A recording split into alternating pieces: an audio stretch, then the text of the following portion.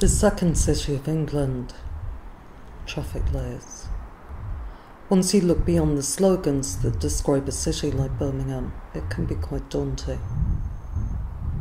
It's a concrete jungle, and if anything, this makes it more difficult to know where to start.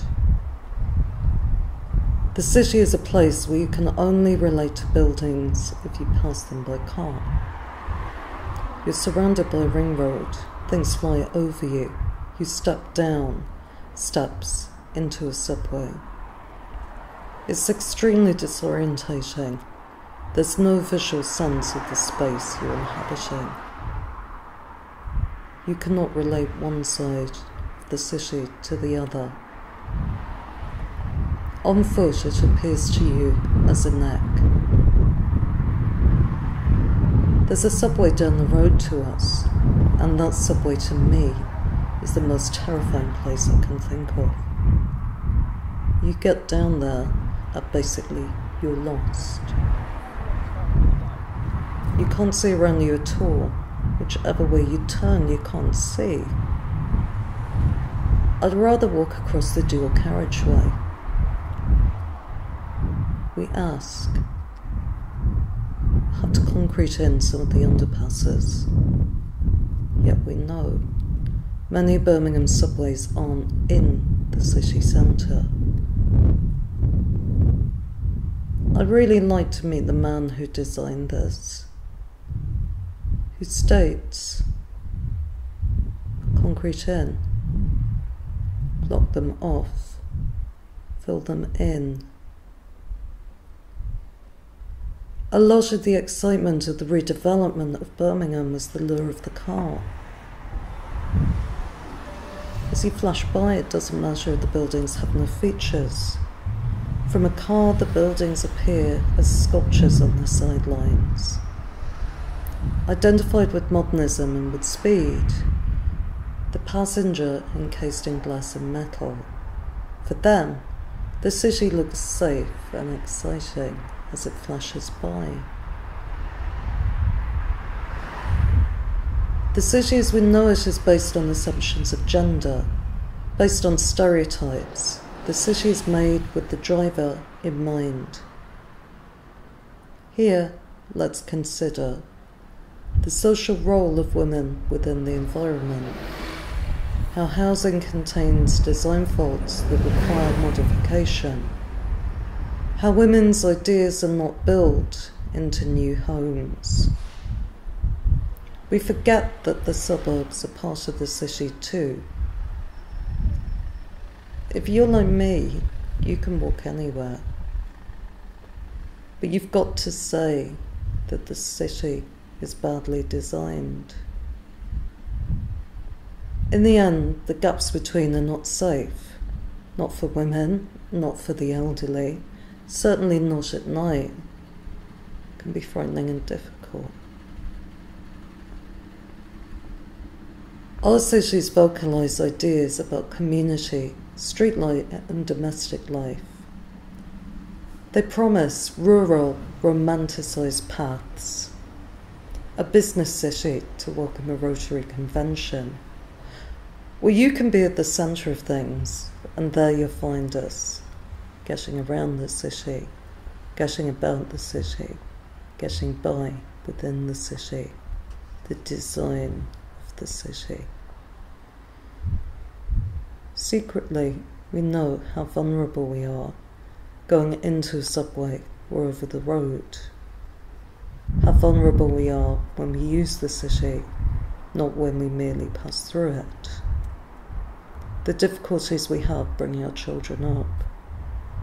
Just to push a pram into town, you wonder who designed this stuff. When you approach the planning department, they're amazed.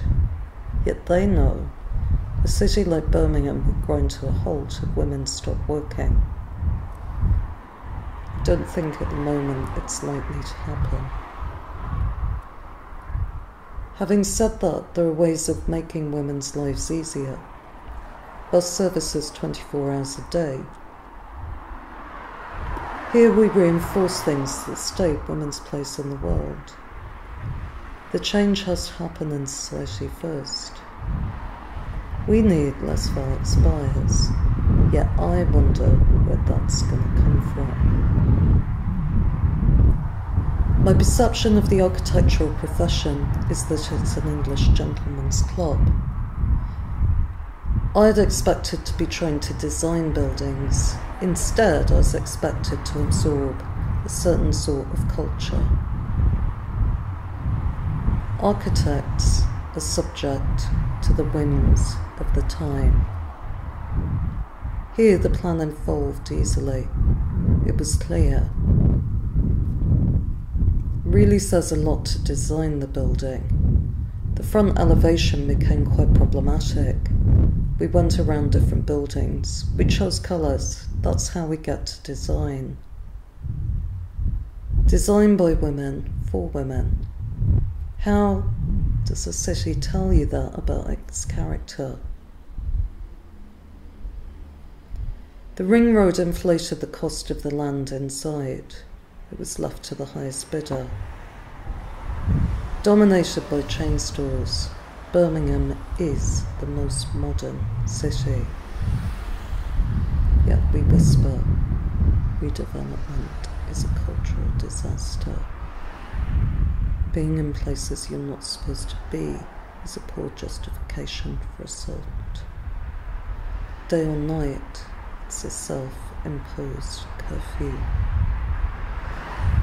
The city is a place for the exchange of ideas, the exchange of goods.